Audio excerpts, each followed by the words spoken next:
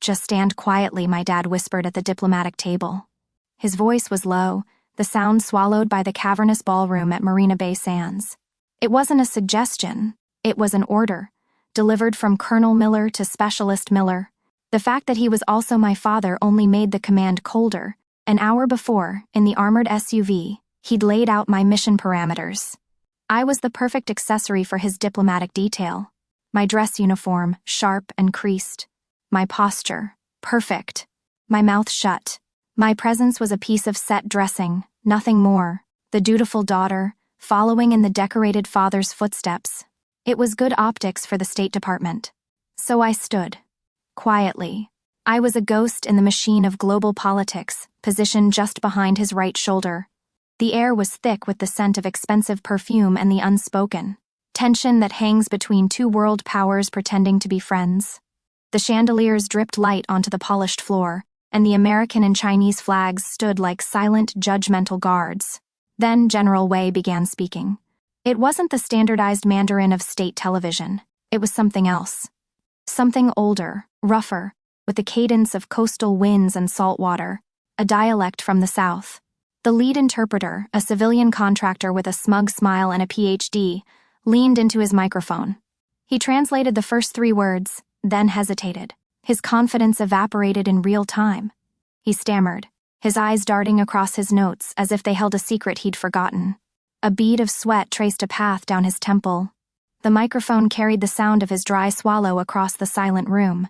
He froze. The silence that followed was louder than a gunshot. It was a tactical void, a weapon deployed by the general, and it had just crippled our delegation. I could feel the collective panic from the American side of the table, a wave of pure, uncut humiliation. My father's shoulders became rigid. In my periphery, I saw his hand make a tiny, sharp gesture. Stay down, but I knew that language. I knew its rhythm, its heart. It was the language my grandmother whispered to me as a child, the words my father had once called useless. The tongue of fishermen and farmers. Every bit of my military training screamed at me to obey the colonel, to stand my ground, to remain invisible, to follow the chain of command. The daughter in me, the one who had spent a lifetime trying to earn a single nod of approval, was paralyzed. But the specialist, the soldier who had spent years at the Defense Language Institute mastering this useless tongue, she had a different mission. My heart hammered against my ribs, a frantic, desperate drumbeat. I could obey him and watch my country get diplomatically disemboweled, or I could disobey and face his personal wrath. In that moment, the choice became terrifyingly clear. My chair scraped against the marble floor. The sound was a desecration in the holy silence. Every head in the room turned. The weight of their gaze was a physical force. I rose, calm, and replied in flawless Chinese. The words felt less like a translation and more like breathing. The general's eyes, sharp and dark, cut through the room and locked onto mine. He studied me, his expression unreadable. He then cut my father off completely, who had started to recover, to say something, anything. The general raised a hand, a gesture of absolute authority. "From now on," he said, his voice ringing with startling clarity, "I will speak to her alone." My father's face went ashen. The foundation of his world had just cracked, and it was my voice that had been the hammer. That language wasn't an accident. It was a choice. A rebellion that started 4 years before that dinner, in a room that smelled of old books and his authority. My father's study at Fort Meade wasn't a room. It was a verdict on a life lived correctly. The walls were heavy with his achievements. Diplomas, commendations, a framed photo of him shaking hands with a 4-star general. He didn't invite me there to talk. He invited me there to receive my future. The plan was already laid out on his polished mahogany desk, right next to a stack of West Point brochures. A life mapped in black and white. He saw a legacy, another Colonel Miller in the making. He saw his own reflection. I let him finish. I let the silence hang in the air, thick with the weight of his expectations. Then, I told him, I wasn't going to West Point. I had already spoken to a recruiter. I was enlisting. The look on his face wasn't anger. It was something worse. It was confusion, as if a chess piece had suddenly moved itself. When I told him my chosen MOS, 35P cryptologic linguist, he just shook his head. He saw it as a failure, a rejection of the officer's path, a rejection of him, The Defense Language Institute in Monterey was my escape and my punishment. It was a sterile, unforgiving place where they break your mind down and rebuild it in another language. The days were a blur of audio drills in soundproof booths, of flashcards piling up like snowdrifts, of falling asleep with a headset on, the unfamiliar tones seeping into my dreams. My grandmother, his mother, was from Fujian. She spoke to me in Minnan when I was a child, her words a secret comfort he never understood. To him, it was a peasant tongue, impractical, unworthy of the halls of power he walked. He called me halfway through my training, a routine check-in, the kind a commanding officer gives a subordinate. He asked what language I'd chosen for my specialization. When I told him, there was a long pause on the line. I could picture him in his study, surrounded by his success, unable to comprehend mine. Then he laughed, a short, sharp, dismissive sound. You're wasting a military career learning to speak to fishermen and farmers. Grow up. He hung up. That sentence detonated quieter than any IED, but the crater it left was deep and permanent. His dismissal became my fuel. Every grammatical rule I mastered, every character I burned into my memory, was an act of defiance. An instructor, a stern but brilliant woman, saw the fire in my eyes and pushed me harder. She knew I wasn't just learning a language. I was sharpening a weapon. On graduation day, I stood with my diploma in hand. The paper was crisp, the ink dark and official. My name was printed neatly above the words, Chinese, Minnan dialect. It wasn't just a certificate. It was my declaration of independence. It was proof that the part of my heritage he'd tried to bury was the strongest part of me. I had learned the language of fishermen and farmers, and I was damn good at it. The silence that followed my words was different. It wasn't the dead, panicked silence from before. It was sharp, focused, a spotlight made of quiet. Every eye in that room was on me, a junior specialist who had just broken every rule of protocol. Beside me, my father was no longer a man. He was a statue of pure, cold rage. General Wei's eyes remained locked on mine. He replied, his voice even, but the words he chose were a tangled knot. It was a proverb, an old one from the coastal provinces, full of images of the sea and the sky. It was a classic shatter, a test. He wasn't asking a question. He was probing my depth, checking to see if I was just a parrot or if I understood the water I was swimming in. The rest of our delegation heard a folksy saying.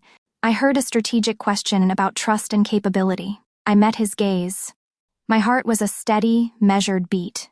All the years of training at DLI, all the lonely nights with audio files, all of it converged into a single point of clarity. I didn't just translate his words into English. I answered his true question in his own dialect. My reply was formal, respectful. I acknowledged the wisdom of his proverb, and then, using a parallel structure, I offered one of my own. One that spoke of a bridge being built on a foundation of shared understanding. I was no longer a linguist. I was a signal. I was communicating. A change happened in the general's face. The hard, stern lines around his eyes softened, replaced by a flicker of intrigued surprise. It was the look of a master recognizing the work of a fellow craftsman. He saw me. Not as a soldier, not as a woman, not as a colonel's daughter. He saw an asset. That's when my father decided he'd had enough. He saw the control he cherished more than anything slipping through his fingers. He leaned forward, clearing his throat, his voice dripping with condescending authority. Thank you, specialist. Your assistance is no longer required. He never finished the sentence. General Wei held up a single steady hand. The gesture was small, but it silenced a full bird colonel instantly. He looked past my father, his gaze fixed solely on me. Then, for the benefit of the entire room, he switched to flawless, accented English. From now on, he said, his voice cutting through the tension like a razor, I will speak to her alone. The collective intake of breath from our side of the table was sharp and loud. I felt my father flinch, the last of his authority turning to dust. I didn't look at him. I couldn't. I just held the general's gaze and gave a single professional nod. At that moment, the order to stand quietly was officially countermanded. I was the only voice that mattered. The aftermath of that dinner was a blur. There was no debrief with my father, no quiet ride back to the hotel. I was pulled aside by a quiet man in a suit and escorted directly to the U.S. Embassy. My life as a colonel's aide was officially over. My life as an asset had just begun. For 2 hours I sat in a sterile, windowless room while my entire operational reality was rewritten. I was given a temporary top-secret clearance briefing, a rapid-fire series of acronyms and legal warnings that stripped away my old identity. I wasn't Specialist Miller, the daughter anymore. I was now a need-to-know entity, a human decryption key being aimed at a very specific problem. The problem was a secure conference room on the embassy's top floor. The mission, sole linguistic liaison for a series of off-the-record talks concerning the South China Sea. The room was dominated by a massive, wall-sized map of the disputed shipping lanes. I was introduced to my new CO, a pragmatic lieutenant colonel whose eyes were sharp and skeptical. I was an E4, a specialist, sitting at a table with career diplomats in 05 seconds. I could feel their doubt. It was a tangible thing in the chilled, recycled air. My father wasn't in the room. I saw him once, a fleeting image through the small, reinforced glass window of the door. He was pacing in the hallway, his uniform looking out of place, his authority useless. He was just a man outside a room he couldn't get into. The guard at the door didn't even look at him. Inside, I wasn't just translating.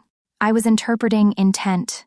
For 2 days I listened not only to General Wei's words, but to his pauses, his word choices, and the cultural weight behind every syllable. I passed notes to the lieutenant colonel, small slips of paper that said, things like, his tone is deferential, but the phrasing is a hard line. He is not yielding. The skepticism in my CO's eyes slowly faded, replaced by focus. He started looking at me before the diplomat even finished speaking. The breaking point came on the final day. The negotiations were stalled, the mood tense. General Wei leaned back and spoke, using a complex, layered idiom about a returning tide and a patient fisherman. It sounded thoughtful, almost poetic. The lead U.S. diplomat nodded, seeing it as an opening for further discussion. I felt a cold dread creep up my spine. I knew what it really meant. I broke protocol. I leaned forward and spoke directly to my CO, my voice low but firm. Sir, that's not a suggestion. Culturally, that's a final warning. He turned to me, his full attention a laser. He's telling us the tide is going out on this offer. The patient fisherman is him, and he's about to pack up his gear and go home. This is the last offer before talks collapse. The lieutenant colonel stared at me for a single long second. He absorbed the intel, processed the threat. Then he gave the lead diplomat a single sharp nod. The entire U.S. strategy pivoted in that instant, based on my reading of the room. The deal was saved. My CO didn't say thank you or good job. He just caught my eye after the meeting and gave me a quiet, profound nod of respect. It was a simple gesture, but it was the professional validation I had spent my entire life trying to get from my own father. The useless language of fishermen and farmers had just navigated the most contested waters on the planet. The success of the talks didn't feel like a victory. It felt like the calm before a storm I knew was coming. The next day, I found a quiet, sterile hallway in the embassy to finish my after-action report. I needed to get the details down, to translate the complex dance of the last 48 hours into the cold, factual language of an AAR. I should have known he would find me. His shadow fell over the tablet before I saw him. He didn't say hello. He didn't ask if I was all right. He stood over me, his rank and his height, a familiar form of intimidation that had worked my entire life. I trust the talks were productive, he said. It wasn't a question. It was an opening salvo. I put you at that table, and you performed your function. He was reframing the narrative, casting himself as the architect of my success. The words hung in the air, a breathtaking attempt to reclaim ownership of something he had no part in. For the first time, his anger didn't scare me. It was just noise. I knew the regulations. I knew the protocol. The rules he had taught me to revere were now my shield. The objective was met, sir, I replied, my voice even, my eyes on my report. This wasn't the response he wanted. He wanted a daughter, flustered and apologetic. He got a specialist by the book. His jaw tightened. I need to be read in on what happened in that room, he said, his voice dropping to the low, commanding tone he used on junior officers. Consider this a direct debrief. It was a blatant abuse of power, a massive breach of protocol. He was not in my operational chain of command. He was asking me to compromise classified information out of some twisted sense of paternal authority. I took a slow breath, ready to give him the calm, professional refusal he deserved. Ready to tell him to submit a request through the proper channels. But I never had to say a word. "Is there a problem here, Colonel?" My CO, the lieutenant colonel, had appeared at the end of the hall. He walked towards us, his footsteps measured, his presence calm but absolutely immovable. He didn't look at me. His eyes were fixed on my father. He stopped directly between us, a quiet, physical barrier. My father's back went ramrod straight. "I was just debriefing my specialist, Lieutenant Colonel." My CO didn't even blink. "No, you weren't." "Colonel, Specialist Miller's R is for my eyes only. She reports to me.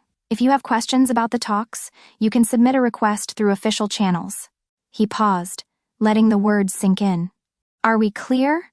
Using my rank, Specialist Miller was a shield and a sword. It defined me as a professional soldier under his command completely, severing the family connection my father was trying to exploit. The colonel's mask finally cracked.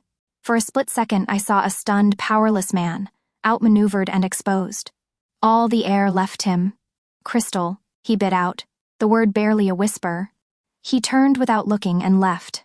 His stride was stiff, his authority a ghost. My CO watched him go, then turned to me. "Good work, Miller." He gave me a short nod and left me alone in the silent hallway. And I just stood there, as a single tear I didn't even know was waiting finally fell. It wasn't a tear of sadness. It was the feeling of a chain, long and heavy, finally breaking. 6 months later, the air in Fort Huachuca, Arizona is dry and clean, a world away from the humid tension of Singapore. The ceremony wasn't in a grand ballroom. It was a simple, quiet affair with a handful of soldiers from my unit, the desert sun glinting off the flagpole. My lieutenant colonel, the same one from the embassy, pinned the Army Commendation Medal to my chest. The weight was real, solid. He read the citation aloud, and I heard the words that officially rewrote my story for unique. Linguistic capabilities and cultural acumen in a high-pressure diplomatic environment. There was no mention of fishermen or farmers. My father wasn't there. He'd sent an email a week before, the kind of formal, stilted message a superior officer sends to a subordinate he barely knows. 2 words. "Congratulations, Sergeant. I had been promoted the month before." He used my new rank, but it didn't feel like respect. It felt like distance. I read it, deleted it, and felt nothing. The chase for his approval was over. I had finally lapped him. After the ceremony, I looked at my uniform. Medals were what I did. But the sergeant stripes on my sleeves? They were for who I had become, an NCO, a leader, responsible for other soldiers. And I finally understood. My father's biggest mistake wasn't underestimating a dialect. It was a failure of intelligence. He misread the asset right in front of him. He saw a daughter who was supposed to be a reflection of him, not a soldier who could stand on her own. Today, I'm an instructor here.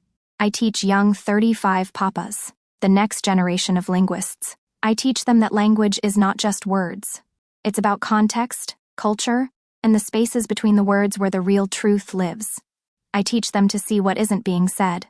That night, my father saw a daughter who was supposed to be silent. General Wei saw a soldier who was an asset. But for the first time standing up from that table, I saw myself, not as his legacy, but as my own. He tried to write me from his story. So I wrote my own ending. If anyone has ever tried to make you feel small or write you out of your own story, tell me in the comments how you found your voice.